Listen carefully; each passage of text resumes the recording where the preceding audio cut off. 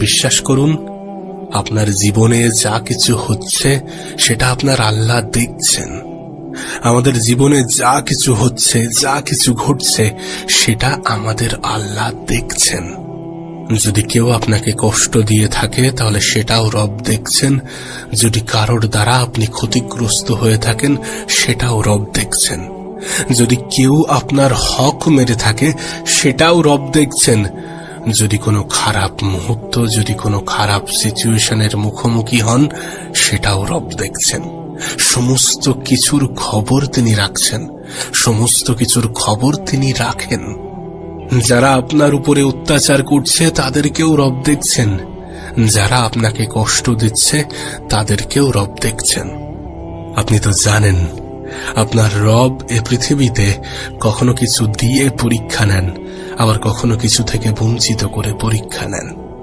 কারোর ক্ষমতার পরীক্ষা নেন, আবার কারোর ধৈর্যের পরীক্ষা নেন। আপনি তো জানেন আপনার রব মানুষকে বিভিন্ন সময়ে বিভিন্ন পরিস্থিতিতে ফেলে পরীক্ষা নেন। বিশ্বাস করুন, এটা আপনার জীবনে পরীক্ষা ছাড়া কিছুই নয়।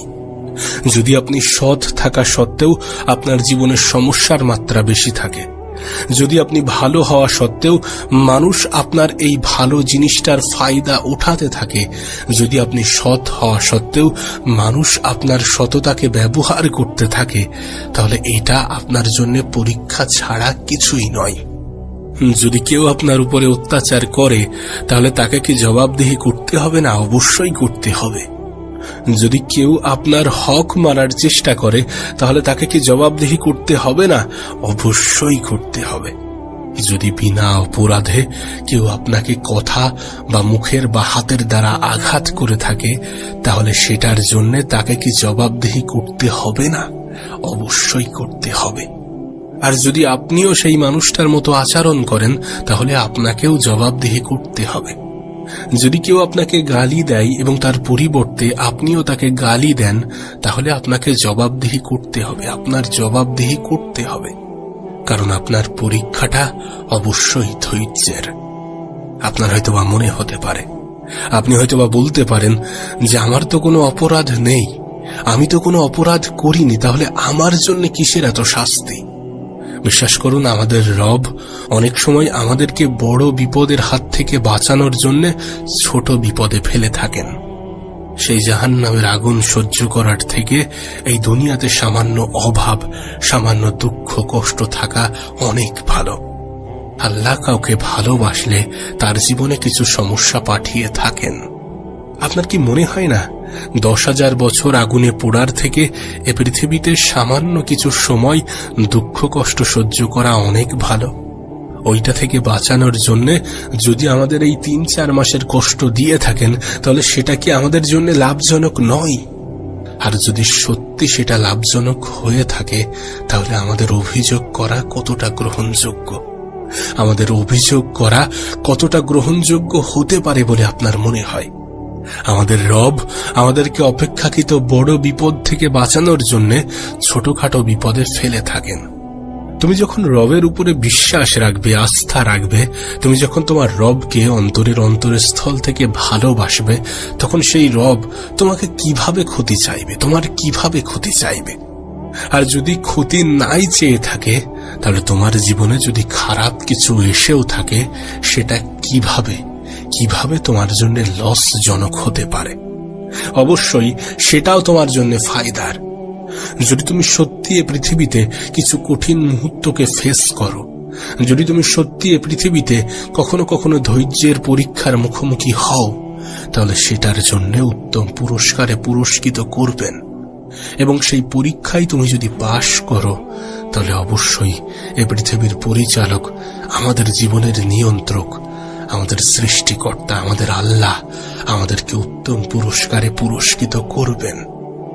যারা আল্লাহকে ভালোবাসে, যারা প্রকৃত অর্থে তাদের রবকে ভালোবাসে, তারা সুখে থাকলেও লাভ, আবার দুঃখে থাকলেও লাভ। এখন প্রশ্ন করতেই পারো কিভাবে? যদি তুমি সুখে থাকো এবং রবের শুকরিয়া আদায় করো তাহলে সেটা কি তোমার জন্য লাভজনক নয়?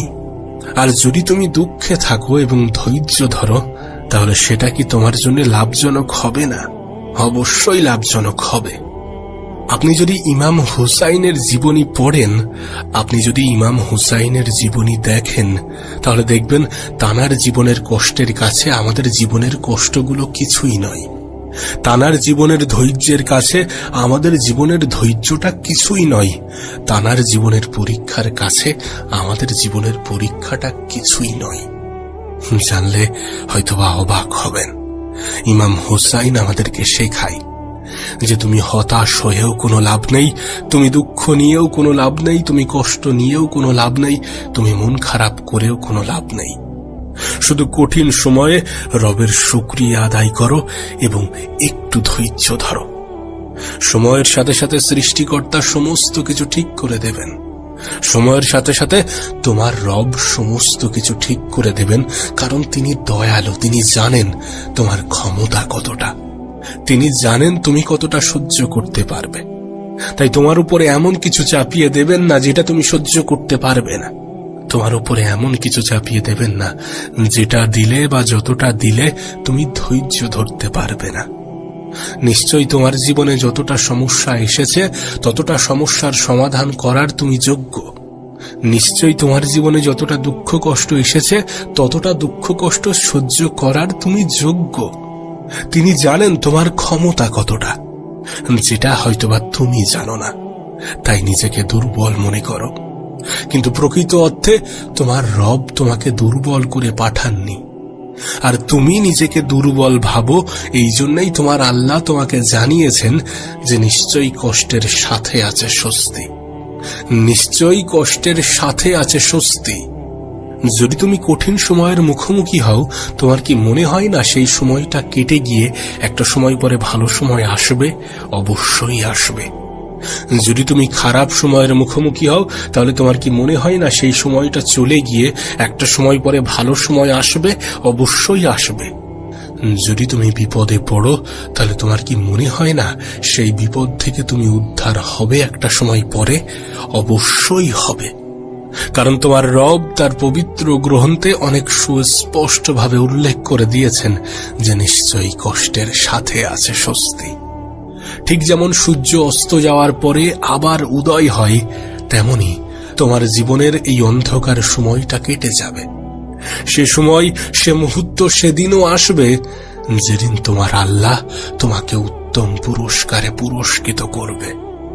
ভালো মানুষের জীবনে দুঃখ কষ্ট বেশি, আর যাদের জীবনে দুঃখ কষ্ট বেশি তাদেরকে রব একটু বেশি ভালোবাসেন। এমনটা নয় যে যাদের জীবনে দুঃখ কষ্ট নেই তাদেরকে রব ভালোবাসেন না, অবশ্যই বাসেন। কিন্তু যাদের জীবনে তুলনামূলকভাবে যাদের জীবনে একটু দুঃখ কষ্ট বেশি, তাদেরকে তিনি বেশি ভালোবাসেন। বিশ্বাস করুন, এই পৃথিবীর পরিচালক কখনো কাউকে দিয়ে আবার কখনো কাউকে কিছু থেকে বঞ্চিত করে পরীক্ষা নিয়ে থাকেন। আর পক্ষান্তরে হয়তোবা আমাদের এটা মনে হয় যে কোনো কিছু থেকে বঞ্চিত হয়ে পরীক্ষা দেওয়ার থেকে কোনো কিছু নিয়ে পরীক্ষা দেওয়াটা অনেক ভালো। এ পৃথিবীতে ভালো তো থাকতে পারবো, তবে তোমাকে বলি শোনো, যদি তোমাকে অনেক কিছু দিয়ে পরীক্ষা করা হয়, যদি তোমাকে অনেক কিছু দিয়ে পরীক্ষা নেওয়া হয়, তাহলে এটা মাথায় রেখো, তোমার পরীক্ষাটা অনেক কঠিন হতে চলেছে। কারণ তোমার কাছ থেকে পাই টু পাই হিসেব নেওয়া হবে। তুমি কোনটা কোথায় কোন ক্ষেত্রে ব্যয় করেছো, কোনটা কোথায় কোথায় কাজে লাগিয়েছো, কিভাবে কাজে লাগিয়েছো, কেন কাজে লাগিয়েছো, অনেকগুলো প্রশ্ন থাকবে। কিন্তু যখন কাউকে কিছু থেকে বঞ্চিত করা হবে, তখন তার শুধুমাত্র একটা প্রশ্নের উপরেই জোর দেয়া হবে যে তুমি কতটা ধৈর্য ধরেছো, তুমি কতটা রবের শুকরিয়া জানিয়েছো। তাই পক্ষান্তরে হয়তোবা আমাদের মনে হয় যে যদি সবকিছু পেয়ে যেতাম এবং পরীক্ষা দিতাম তাহলে অনেক ভালো হতো। কিন্তু বিশ্বাস করো, যদি এমনটা হতো তাহলে এ পরীক্ষা অনেক কঠিন হতো। যদি সবকিছু পেয়ে যেতে আর পরীক্ষা দিতে, তাহলে অনেক কিছুর জবাব দিতে হতো। আর এটা তো তুমি জানো যে মানুষ অনেক লোভী। মানুষ যখন ভালো কিছু পেয়ে যায়, মানুষ যখন বড় কিছু হয়ে যায়, তখন সমস্ত কিছু ভুলে যায়।